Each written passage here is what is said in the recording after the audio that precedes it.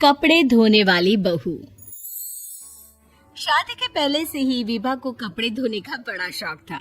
कभी नल के नीचे तो कभी तालाब के पास। अरे मेरी नीली वाली लुंगी नहीं दिख रही है।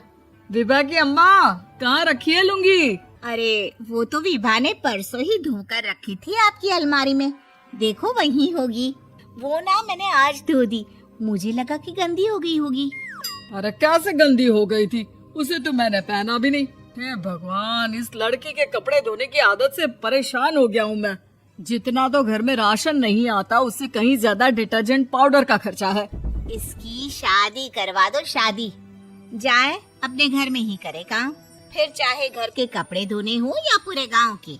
हाँ ठीक बोल रही हूँ, देखता हूँ मैं कोई लड़का। वो दिन भी आ जाता है जब विभा को देखने लड़के वाले आ जाते हैं। लड़की मुझे अच्छी लगी। होने वाली सास कहती है, बेटी अगर कुछ पूछना है तो पूछ लो। वैसे तो हमारी लड़की बहुत ही शर्मीली है, जो बोल दो वो मान लेती है, इसे क्या पूछना होगा। अरे कैसी बात कर रही हो माँ, मुझे इन लोगों के घर रहना है, सवाल तो कई है। हाँ हाँ बेटा, पूछ लो ना, क्या पूछना है। आप लोगों के घर कपड़े कौन धोता है? सास का मुंह बन जाता है। देखो, अगर तुम ये कहना चाहती हो कि तुम्हें कपड़े धोने नहीं आते तो सुन लो, कपड़े मैं ही धोती हूँ, लेकिन तुम्हारे आ जाने के बाद मैं रुमाल तक नहीं धोऊंगी। अरे चुप रहना भाग्यवान, बहू बेचारी घर आई नहीं, उसे डराना शुरू कर दिया। वो क्या है ना बिटिया, अभी तक तो ये कल्लू की माँ ही धोती थी, लेकिन अब तुम्हारे पापा तो दहेज में वॉशिंग मशीन देंगे ही।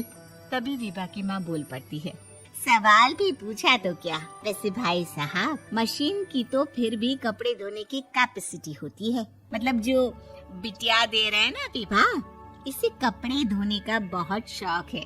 ये आप लोगों के क्या, आस पड़ोस गांव मोहल्ले सबके कपड़े धो दे और उफ तक ना करे।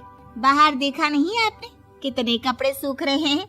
सब हमारी बिटिया ने ही तो धोए हैं। बस भी करो ना माँ, शर्म आ रही है इतनी तारीफ सुनकर। और तो और एक दाग निकाल कर दिखाओ तो मान जाऊं। हाँ अच्छा, माफ करना बेटा, मैंने गलत समझा। हमें तो रिश्ता बहुत पसंद है। और ऐसे जुड़ जाता है रिश्ता कपड़े धोने का शौक रखने वाली विभा का। उसकी शादी हो जाती है कोयला फैक्ट्री में काम करने वाले कल्लू के साथ। शादी के बाद अचानक विभा चिल्लाती हुई सास के पास आती है, सासू माँ, अरे सासू माँ कहाँ है आप? ये तो धोखा है, धोखा दिया आप लोगों ने मुझे। इस ससुर के चक्कर के बारे में पता चल गया। अरे तो उसमें तुझे क्यों धोखा मिला है? अरे नल में पानी नहीं आता, कपड़े कैसे कब धुलेंगे? अच्छा, तो पानी नहीं आ रहा उसकी बात कर रही है। तो आपने क्या सोचा? कुछ नहीं। अच्छा, तेरी माँ ने कहा था कि कपड़े धोने का शौक है, तुझे याद आया मुझे। शौक बोलकर कपड़े धोने वाले मेरे जुनून को कम ना कि सासू माँ, कपड़ा धोना मेरा गुरूर है। तभी पति भी वहाँ आ जाता है। अभी मैंने इसे सनी देओल की फिल्म दिखाई है, उसी के डायलॉग मार रही है माँ। अच्छा सुन, साफ बता रही हूँ, पानी सुबह 4 से 6 और शाम को 10 से 12 आता है, समझी? विभा टाइमिंग सुनकर हैरान हो जाती है। ये क्या भूतों का मोहल्ला है? सुबह 4 बजे उठकर कौन कपड़े धोता है? 4 बजे टंकी में पानी जाता है, फिर सारा दिन धोना ना, किसने मना किया? अरे कैसी बात कर रही हैं? 200 लीटर की टंकी में कितने कपड़े धो लूंगी मैं? सुबह ही उठ जाऊंगी मैं। अब क्या था, विभा सुबह 4 से लेकर रात के 12 बजे तक कपड़े ही धोती रहती। एक रोज सास पड़ोस से निकलकर कहीं जा रही होती है कि साथ वाली कहती है, हाँ कल्लू की माँ, जरा ये बताओ कि 2 साड़ी है, 2 ब्लाउज और एक पेटीकोट और एक नाड़े वाला लंबा कच्छा। हाँ तो? अरे तो क्या, कितना लोगी धुलाई ये बताओ। धोबन दिख रहे हैं हम क्या? हमारे पति सरकारी नौकरी से अभी रिटायर हुए हैं और बेटा सुपरवाइजर है कोयला फैक्ट्री में। धोबन समझ रखा है हमें। हाय रे कल्लू की अम्मा, माफ कर दो, वो तो मोहल्ले में यही सब बता रहे थे कि तुमने बहू को कपड़ा धुलवाने के काम में लगा दिया है। सास को पड़ोसन की बात सुनकर गुस्सा आ जाता है। वो घर पहुंचती है जहां घर के बाहर ही इतने सारे कपड़े सूख रहे होते हैं जितने कि किसी धोबन के घर पर। अरे ओ कल्लू की दुल्हन, बाहर निकल। माँ जी यहीं आ जाओ, बाथरूम में चादर धो रहे हैं हम। अरे अभी हम धोते हैं, तुमको बाहर निकलो। ये आस पड़ोस वाले बोल रहे हैं कि हम बहू से कपड़े धुलवा धुलवा कर उसे कपड़ा धोने वाली बना दिए हैं। अरे छोड़ो ना माँ जी, किन लोगों की बातों में आती हो।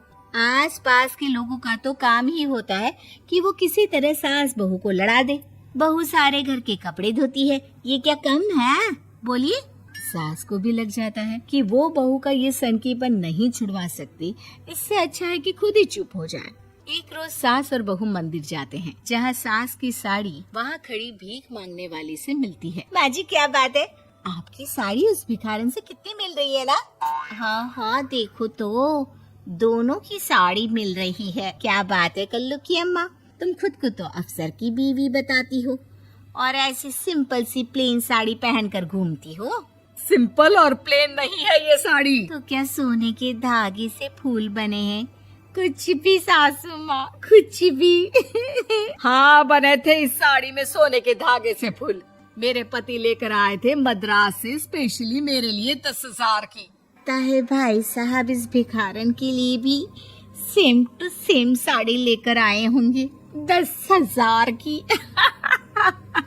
सास उस वक्त कुछ नहीं कहती, लेकिन बहू के साथ घर आती है और अलमारी से एल्बम निकाल कर लाती है। ये साड़ी देख रही है, ये वही साड़ी है जिसे मैंने अभी पहना था।